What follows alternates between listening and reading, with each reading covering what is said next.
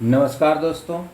आज हम लोग बिहार पंचायती राज व्यवस्था से संबंधित ऑब्जेक्टिव क्वेश्चन पर चर्चा करेंगे। बिहार कर्मचारी चयन आयोग द्वारा आयोजित एवं बिहार के अन्य परीक्षाओं में बिहार पंचायती राज व्यवस्था से स्पेशल रूप से प्रश्न पूछा जाता है। इसलिए मेरा उद्देश्य यह है कि पंचायती राज व्यवस्था से संबंधित पढ़ते हुए क्वेश्चन को बिहार पंचायती राज व्यवस्था को भी हम लोग बढ़िया से कर लेते हैं, जिससे अगर मान लिया बिहार पंचायती राज व्यवस्था से क्वेश्चन पूछ दे तो हम लोग को हल करने में किसी प्रकार की दिक्कत न हो। और अभी बिहार कर्मचारी चयन आयोग के द्वारा अंकेक्षक की बहाली होने वाली है। तो अंकेक्षक की बहाली चूँकि पंचायती राज व्यवस्था के अंतर्गत है, यानी कि पंचायती राज डिपार्टमेंट का ये वैकेंसी है, इसलिए उसमें बहुत सारे क्वेश्चन बिहार पंचायती राज व्यवस्था से पूछे जा सकते हैं।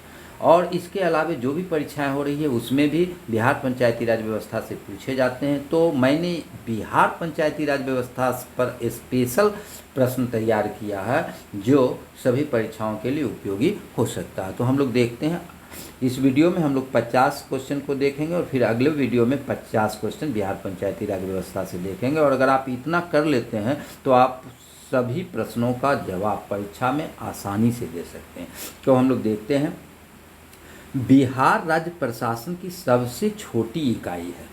बिहार राज्य प्रशासन की सबसे छोटी इकाई कौन सी है? इसमें है ग्राम पंचायत, पंचायत समिति, ग्राम सेवक, ग्राम कचहरी। तो बिहार राज्य प्रशासन की सबसे छोटी इकाई ग्राम पंचायत है। ठीक है। अब है, बिहार में ग्राम कचहरी के प्रधान को क्या कहते हैं? बिहार में ग्राम कचहरी के प्रधान को क्या कहते हैं? ए में है मुखिया, बी में है पंच, सी में है ग्राम सेवक और डी में है सरपंच। तो बिहार में ग्राम कचहरी के प्रधान को सरपंच कहते हैं। क्या कहते हैं? सरपंच कहते हैं। अब तीसरा क्वेश्चन है, ग्राम पंचायत में नियुक्त सरकारी कर्मचारी कौन होता है? ग्राम पंचायत में नियुक्त सरकारी कर्मचारी कौन होता है? तो ग्राम पंचायत में नियुक्त सरकारी कर्मचारी को पंचायत सचिव कहते हैं। पंचायत चुनाव कराने हेतु निर्णय किसके द्वारा लिया जाता है?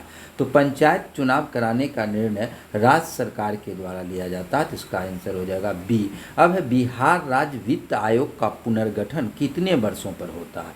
बिहार राज्य वित्त आयोग का पुनर्गठन कितने वर्षों पर होता है? ये 5 वर्ष पर होता है। अगला क्वेश्चन है, निम्नलिखित कथनों में से कौन सा सत्य है? पंचायती राज के निर्वाचित पदधारकों को लोक सेवकों का दर्जा प्राप्त है। पंचायती राज को संचित निधि से अनुदान दिया जाता है। पंचायत में ग्राम रक्षा दल के गठन की व्यवस्था है। और डी में है उपर्युक्त सभी। तो इसका उत्तर जो है सो सभी हो जाएगा, क्योंकि पंचायती राज के निर्वाचित पद को लोक सेवक का दर्जा प्राप्त है, ये सही है। पंचायती राज को संचित निधि से अनुदान दिया जाता है, ये भी सही है। पंचायत में ग्राम रक्षा दल का गठन किया जाता है, ये भी सही है। तो इसका उत्तर आपको उपर्युक्त सभी हो जाएगा। अगला क्वेश्चन है, ग्राम सभा के संबंध में निम्नलिखित में से कौन सा कथन सत्य है? ग्राम सभा बुनियादी तथा सबसे बड़ी सभा है। ग्राम सभा अस्थायी सभा है।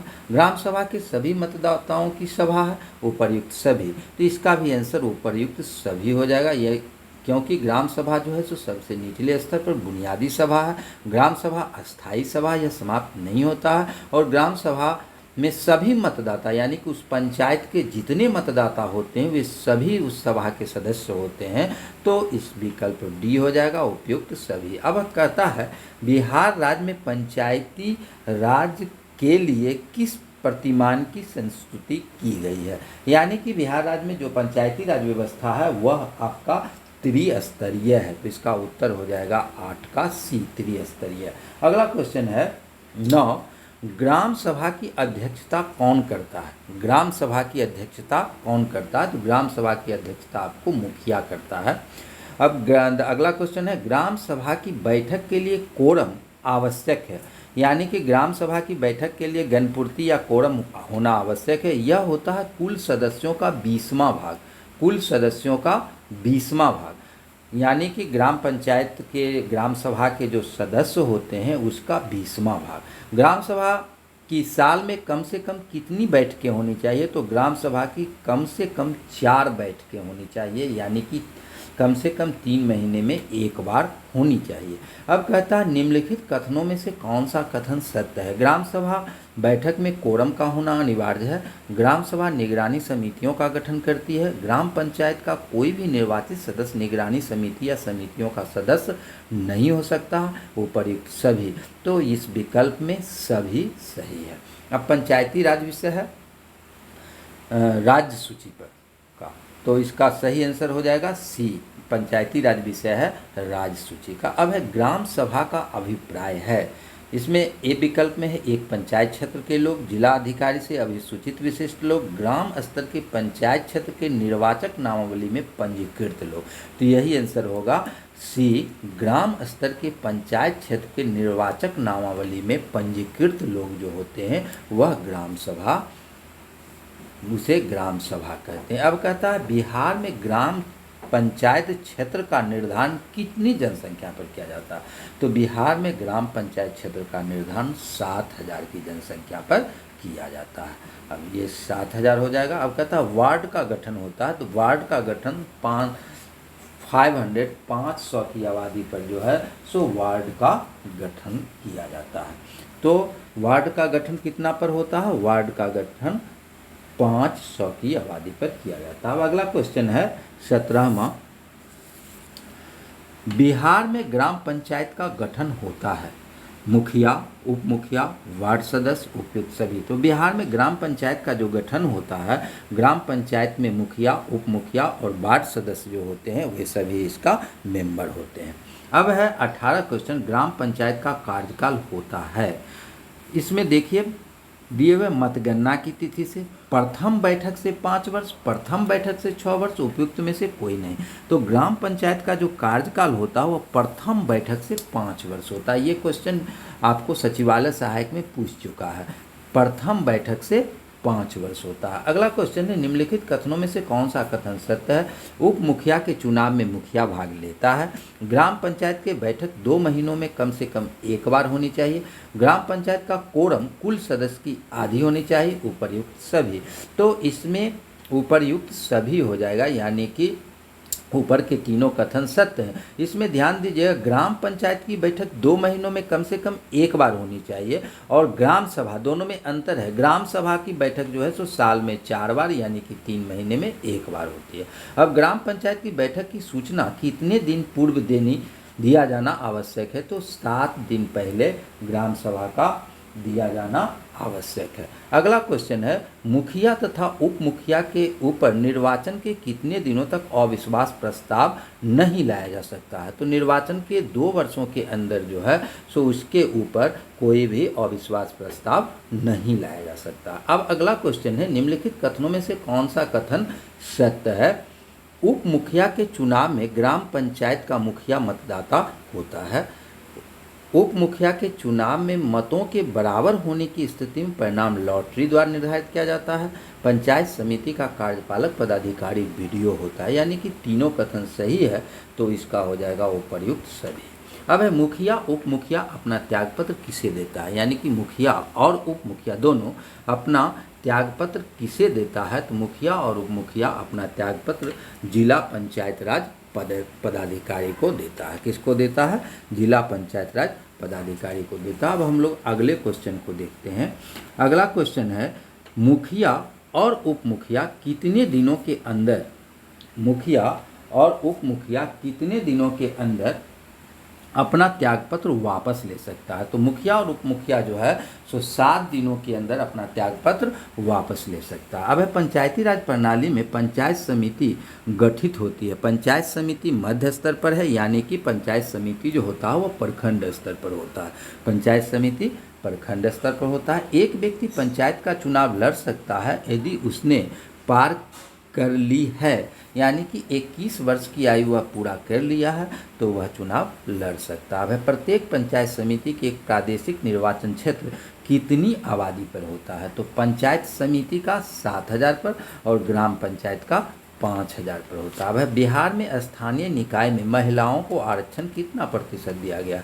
तो महिलाओं को आरक्षण बिहार में 50% दिया गया। यदि पंचायत भंग होती है तो किस अवधि के अंदर निर्वाचन होंगे? यानी कि यदि किसी कारणवश पंचायत भंग हो जाता है तो 6 माह के अंदर वहाँ पर चुनाव कराया जाना आवश्यक है। अब अगला क्वेश्चन है, पंचायत समिति के बैठक का आयोजन, अध्यक्षता और उसका संचालन कौन करता है? पंचायत समिति के बैठक का आयोजन, अध्यक्षता और उसका संचालन पंचायत समिति यानी प्रखंड स्तर पर उसका प्रमुख करता है। अब कहता है प्रमुख अपना त्याग पत्र किसे देता है?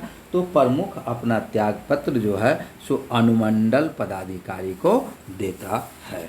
अब हम लोग अगले क्वेश्चन को देखेंगे। अगला क्वेश्चन है, प्रमुख तथा उप प्रमुख द्वारा दिया गया त्याग पत्र कितने दिनों के पश्चात प्रभावी हो जाता है? यानी कि प्रमुख तथा उप प्रमुख जो त्याग पत्र देता है वह अनुमंडल पदाधिकारी को देता है और अनुमंडल पदाधिकारी से वह 7 दिन के अंदर अपना वापस नहीं लेता है तो वह प्रभावी हो जाता है। यानी कि 7 दिन के अंदर वह चाहे तो अपना त्यागपत्र वापस ले सकता है। अब है बिहार में प्रत्येक पंचायत का कार्यकाल किस दिनांक से 5 वर्ष तक प्रभावित है? अभी पहले आया था पंचायत ग्राम पंचायत में, वही इसमें भी होगा। अपने प्रथम अधिवेशन के लिए निर्धारित तिथि से 5 वर्ष होता है। अपने प्रथम अधिवेशन के लिए निर्धारित तिथि से। अब है बिहार में पंचायत समिति के सदस्य जनता द्वारा प्रत्यक्ष रूप से चुने जाते हैं। यानी कि पंचायत समिति सदस्य जो होते हैं वह जनता द्वारा चुने जाते हैं और प्रमुख और उप प्रमुख जो होते हैं वह अप्रत्यक्ष रूप से चुने जाते हैं। अब कहता है निम्नलिखित कथनों पर विचार कीजिए। प्रमुख की अनुपस्थिति में उप प्रमुख पंचायत समिति के बैठक की अध्यक्षता करता है। उप प्रमुख अपना त्यागपत्र प्रमुख तथा प्रमुख की अनुपस्थिति में अनुमंडल पदाधिकारी को देता है। प्रमुख तथा उप प्रमुख अपना त्यागपत्र 7 दिनों के अंदर वापस ले सकता है। यदि प्रमुख या उप प्रमुख पंचायत समिति का सदस्य नहीं रह जाता तब वह पद छोड़ देता। तो इस स्थिति में आपका चारों विकल्प सही है। आंसर होगा 1, 2, 3 और 4 डी, यानी कि सभी सही है। अब अगला क्वेश्चन आप देखेंगे। अगला क्वेश्चन है, पंचायत समिति की कार्यावधि के अंतिम कितने माह के दौरान प्रमुख या अप्रमुख के विरुद्ध अविश्वास प्रस्ताव नहीं लाया जा सकता? यानी कि कार्यकाल अगर 6 माह का बचा हुआ है तब भी उसके ऊपर अविश्वास प्रस्ताव नहीं लाया जा सकता और निर्वाचन के प्रथम 2 वर्षों तक भी नहीं लाया जा सकता। अब अगला क्वेश्चन है, प्रमुख उप प्रमुख के प्रति अविश्वास प्रस्ताव पर विचार हेतु आहूत विशेष बैठक के लिए ज्ञानपूर्ति आवश्यक नहीं है। प्रमुख उप प्रमुख के विरुद्ध उनकी पदावधि के प्रथम 2 वर्ष की कालावधि के भीतर वह विश्वास प्रस्ताव नहीं लाया जाएगा। पंचायत समिति 2 माह में कम से कम 1 बार बैठक किया जाना चाहिए और पंचायत समिति प्रत्येक वित्तीय वर्ष के लिए अपना बजट तैयार करती है तथा उपस्थित सदस्यों को बहुमत से पारित कराएगी। तो इसमें चारों विकल्प सही है, इसलिए उत्तर होगा डी, उपयुक्त सभी। अब है पंचायत समिति की पहली बैठक की अध्यक्षता किसके द्वारा किया जाता है? तो जब पहली बैठक होती है तो उसकी अध्यक्षता अनुमंडल पदाधिकारी के द्वारा किया जाता है।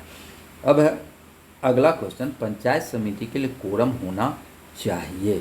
कोरम कुल सदस्य का 50% होता है। कितना होना चाहिए? कुल सदस्य का 50% होना चाहिए। अब अगला क्वेश्चन है, पंचायत समिति के समान अस्थायी समिति तथा वित्त अंकेक्षण समिति के सचिव होता है। पंचायत समिति का जो कार्यपालक पदाधिकारी होते हैं और पंचायत समिति के कार्यपालक पदाधिकारी बीडीओ होते हैं तो वही होते हैं। अब अगला क्वेश्चन है, बिहार पंचायती राज अधिनियम 2006 में 2 ग्राम सभा के बैठकों के बीच अधिकतम कितनी अवधि निर्धारित थी? यानी कि 3 महीने में बैठक होनी चाहिए। तो उसका उत्तर हो जाएगा 41 का 3। अब हम लोग देखते हैं 42 क्वेश्चन है, सामुदायिक विकास कार्यक्रम की शुरुआत कब हुई थी? तो यह 1952 ईस्वी में हुई थी। सामुदायिक विकास कार्यक्रम की शुरुआत 1952 में हुई थी। अगला क्वेश्चन है, बिहार में त्रिस्तरीय पंचायत कौन कौन है?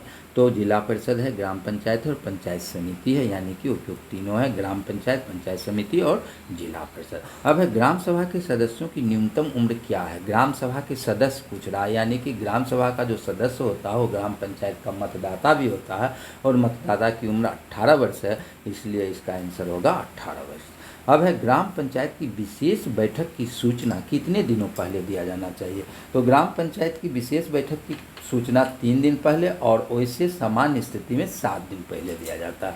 यानी कि ग्राम पंचायत की विशेष बैठक की सूचना 3 दिन पहले और विशेष बैठक की 3 दिन पहले और सामान्य स्थिति में जो है 7 दिन पहले दिया जाता है। अब अगला क्वेश्चन है मुखिया ग्राम पंचायत के अधिकतम कितने समितियों का अध्यक्ष हो सकता है। तो मुखिया अधिकतम 3 समितियों का अध्यक्ष हो सकता है। अब है ग्राम पंचायत के निर्वाचित सदस्य अधिकतम कितने समितियों का सदस्य हो सकता है। तो इसमें भी 3 समितियों का अधिकतम सदस्य हो सकता है, 3 समितियों का यह हो सकता है।